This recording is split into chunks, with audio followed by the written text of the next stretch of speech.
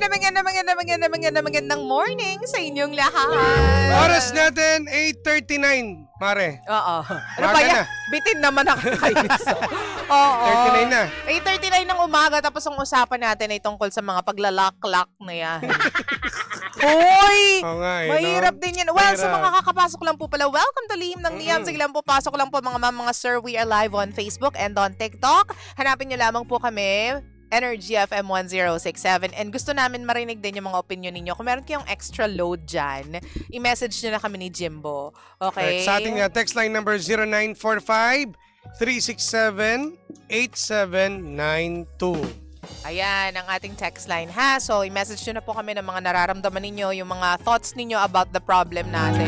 Actually, hindi naman to. Problema ba to? Or sinabi niya lang talaga yung issue niya? Nag-share lang siya. Actually po, medyo mahirap na kondisyon yung ganyan. Oo partner. ha, hindi biro yan basta-basta. Parang merong issue dati na nabalita na issue. May artista na ganyan. Oo, di ba? Pero hindi natin sure kung totoo nga ba yung balita Ayun na nga, yan. Nakakasyokot kasi yung ganyan. Pag Oo. nakita ka, ano nangyari? May magtatanggal. Nakakaano?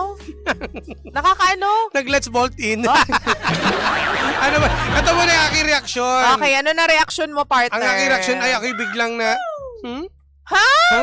Oh? Ako'y napaisip, gano'n, meron palang gano'n. Oo. Di ba na nagkakaroon ng problema pagdating sa ganyan. Okay. Maraming kahaka o mga naiisip ako partner. Okay. Baka puro mga naging jowa niya ay puro ducks.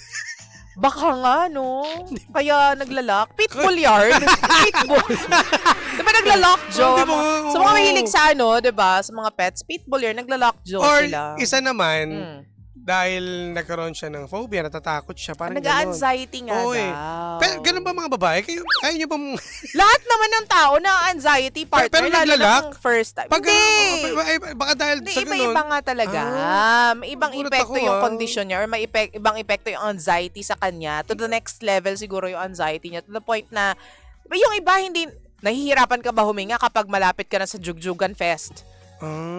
Nahihirapan ka ba huminga? Tanong yun ha. Hindi, normal naman. Normal na. Oy, Oo. expert. Wawa. Oo, normal naman. Wala lang. Parang casual lang. Wala, wow! Mali! Casual lang. Ano lang.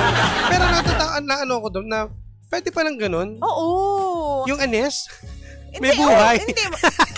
may isip. Di ba? Alam mo, bawal ka magbiro dito sa Oo condition nga. na to, tatampalin kita, Hindi Jimbo. pwede, pero ito seryoso. Oo. Magpa-therapy ka.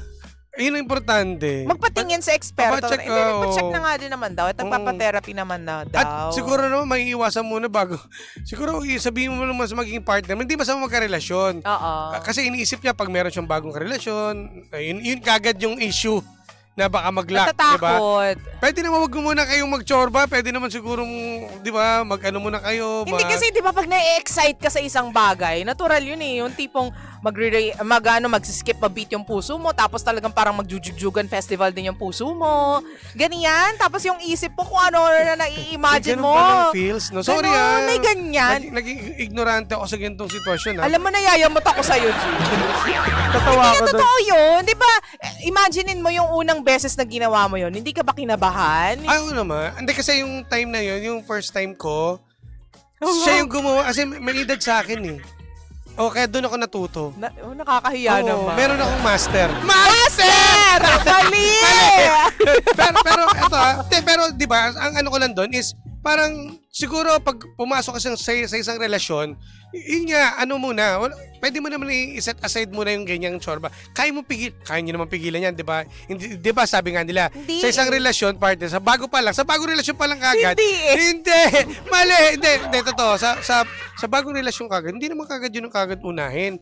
Pwede bang, siyempre, mas lalo pang kikilalanin yung isa't isa, habang ikaw ay nagpapatherapy, siguro. Pero kailangan mo ba kagad sabihin kagad, uy, alam mo ha, o tayo na ha, naglalak ako. Pwede mo sabihin gano'n? Madali. Hindi, pero I guess makakatulong kung maging honest ka sa kanya. Pwede mo na Kasi siguro, kung talagang seryoso siya sa'yo. ano lang na siguro muna, hawak-hawak, amoy-amoy. Ano nga ba yan, boy? Mag-taste muna habang Ano ba nagpa-therapy yan? ka. Oo. Di ba? Yun naman ito. Yun naman yung mga pwede pang Hindi kasi gawin. feeling ko makakatulong kapag sinabi mo sa kanya, halimbawa, talagang seryoso. Well, naiintindihan ko na hindi naman lahat ng interactions ay seryoso. Oo. Pero doon mo malalaman kasi kung ano ba yung yung habol sa nitong lalaki, 'di ba? What if maging seryoso ka na lang or maging honest ka sa kanya na meron akong kondisyon, kaya natatakot talaga ako. Ang tanong, kaya niya ba yon sabihin sa bago niya pala? Di ba? Nasa bago siyang relasyon. Kaya niya ba kagad sabihin? Di ba parang ang hirap aminin? Halimbawa pag nasa mood na kayo, nasa moment na kayo. Ay, parang partner, mas masakit yun. Ay, mas mahirap yun. Kasi nandun ka na sa momentum na tsaka masasabi, ay sorry, yung lalaki gustong-gusto eh. Tas Hindi, habang ginagawa niyo na parang, wait, I have to be honest with you, ganyan. wag mo na hintayin gano'n. Kasi bilang Bilang lalaki, okay. partner, bad trip yun. Bad trip yun. Masakit sa puso. Oo, sakit sa puso niyan. yung sabihin mo na kagad. Oo.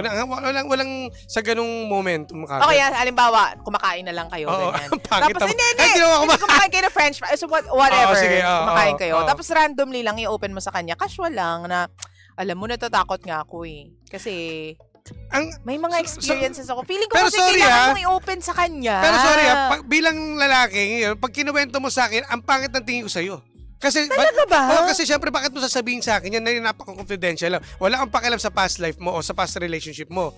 Hindi Di ba? naman para Kasi, i-discuss mo yung past. yung ma- condition mo lang naman yung i-discuss mo. Maano ako doon, partner, kung ako ha? Mo off ka? Oo, syempre. Eh, I'm being honest nga with you. Kasi Para mas lalo para mas prepared ka kung anong what's to come. Mas lalo akong mas lalo kong gagawin. Testing ko, totoo ba? Naglalak? Sige, try natin. Ano ba yan? Makakonfuse ka eh.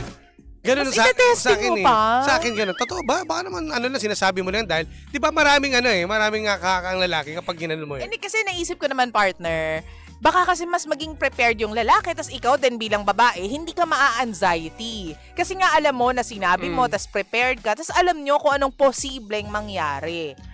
Sige, So, ganito. di ba Dapat kasi minamamagitan, Mare. O sige, ganito na lang. Oh. Pwede sabihin yan. O, pumunta kayo sa ospital, sa doktor, harap-harapan. Pwede yun. Bakit ka pupunta agad sa ospital? Para may katibayan na sasabihin, ito yung condition ko. Hindi, meron siyang Hindi mas natakot yung lalaki. Hindi, mas okay sa akin yun. Kumpara dun sa kukwento mo sa akin. Nadalaw lang tayo. Hindi, kumuha ka na lang ng medical certificate. Ay, pwede yun. Medical certificate. Papakita mo sa akin, ito yung condition ko. O yan, mas okay pa ako doon. Wait. Pero yung verbal lang, nausap tayong ganito, tapos mako-confuse nga ako. Totoo ba yan? Sige, testing ko nga. Di ba may ganun eh? Ano ba yan? Oo, may Ako ganun. kasi ang naisip ko naman dito, partner, kapag halimbawa, nasabi mo na dun sa partner mo, yung kondisyon mo, so hindi ka na matatakot na baka next time may bigla mangyari kasi parang i-anticipate mo na eh. So that way, mas relax yung katawan mo. Hindi ka nakakabahan, hindi ka na hindi ka na ma-anxiety kasi alam mo na prepared siya, prepared kayo. Bakit malay mo naman hindi mag-lock kapag relax ka lang? Iba-iba talaga tayo. Ako kasi parte pag ganun ang sinabi mo, Oo. di ba? Isa lang sasabihin ko. Hala, mapapaganon ka. Isa sasabihin ko, isa Paano? sasabihin ko sa kanya. Oo. O sige, hindi ko sasagat. Mali! Soft lang. Hoy, it's a no! Nakakatakot yan. Well, sa ganito magagandang condition kasi, wala tayong idea. Oo. Ikaw mismo ang nakaka-love letter sender kung paano mo sasabihin Makinig ka sa at akin. paano mo dadalhin. Ako ang iyong konsensya. Si Marilyn Singh ang bibida ngayon. Sige, Mare. Hindi ako eksperto, partner. Hindi tayo maalam sa mga ganyan. Pero feeling ko lang yun yung mas okay gawin.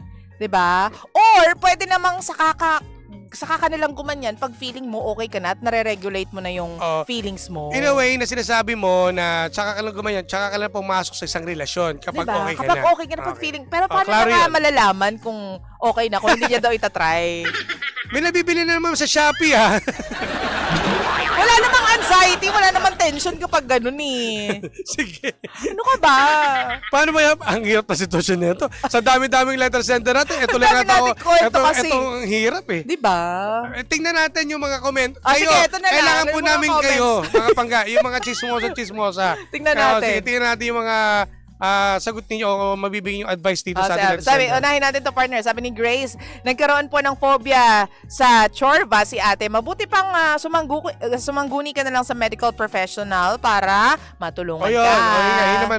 Sabi niya, huwag ka muna kasing magmadali. Okay. Mag-BF, di ba? At control kasi di baling iwan ka, wag lang Maulit to yun. Oo. Imbis na enjoy ang mga mangyayari, taranta palagi. Oo. Gagaling ka.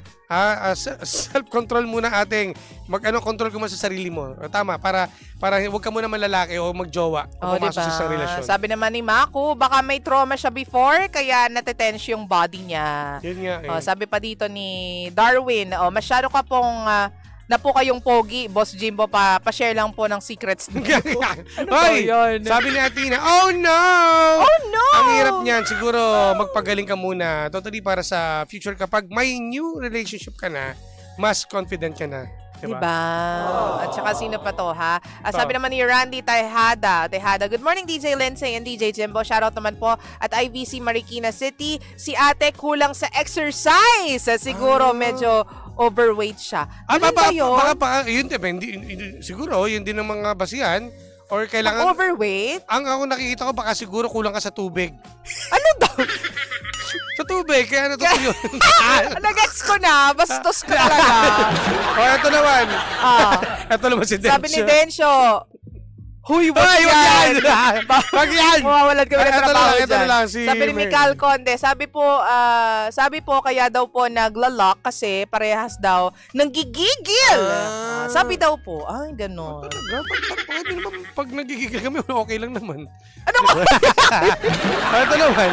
Sabi ni Baby, Ate magandang Baby. umaga po Miss Lindsay and Sir Jimbo. Good morning, Hello. good morning. Sa ating mga pangga, ano kayang magandang maibibigay yung... Feeling ko yun talaga yun. Yun lang ba talaga, partner? Ay, ito may nag-message dito. Sabi ni Kuya Jepoy, ate wala sa lalaki ang saya na hinahanap mo. Nasa tomboy. Hindi ka makakaranas ng... Nasa sa'yo yung decision yan. Oo. Para wala. Yung mga taga South Caloocan na, good morning. Good morning, Green GSM EV taxi driver, South Caloocan. Good morning Hello po. po. Na-stress lang siguro si girl kasi natatakot siya, sabi niya. Kaya nga, nasa-stress ka lang Yun lang talaga. naman, yun lang siguro. Final thoughts natin. Sa akin, partner, huwag ka muna pumasok sa isang relasyon hanggat hindi pa maayos ang iyong kondisyon. Oy! Rhyming! Diba? Ang taray. Yun lang Hindi nga. natin pwede sabihin yung bago umaksyon. Dapat protection hindi pwede yan. Baka maipit si protection. Oo. Anyways, girl, mag-seek ka ng professional help because that will help a lot. No? At saka, sana maging ka na lang, yung komportable ka sa susunod na mamahalin mo, yung tipong tao na won't give you butterflies and all that. Yung tipong kalmado ka lang, kalmadong pagmamahal, para kapag ginawa nyo yun, kalmado rin kayong dalawa, walang maglalak. Totoo yan. Walang sasabit, walang mangangagat. Oo. Ano lang din, siguro mas dapat manaig sa'yo yung pag nasa isang relasyon, yung pagmamahal. Yung maramdaman mo sa kanya, hindi lang about chorba, yung tipong kayo ay nagkakasundo at nagtutulungan. Hindi pagdating sa isang problema ay nagkakaroon ng away. Ano ba yan? Wala kinalaman yung advice. Ay, mali! Mali! Hindi, away about doon sa bomba. Bomba na! Ay, naku, basta yun lang masabi ko, ha? Ayan, ha? Good luck sa'yo. Guluhan kami ngayon, ha? Umayos ka. Oo. Dahil hindi kami naging maayos ngayon. Ang lupit ng letter sender. Sige. Ay, nako, Pangga, Sharper naman, thank you very much. Susunod na po si Kapitana Sisa. Dito pa rin yan sa number 106.7 Energy FM. Panggawag sabing radyo. Sabihin mo. Energy! DJ Lindsay at DJ Jimbo. Energy sa umaga.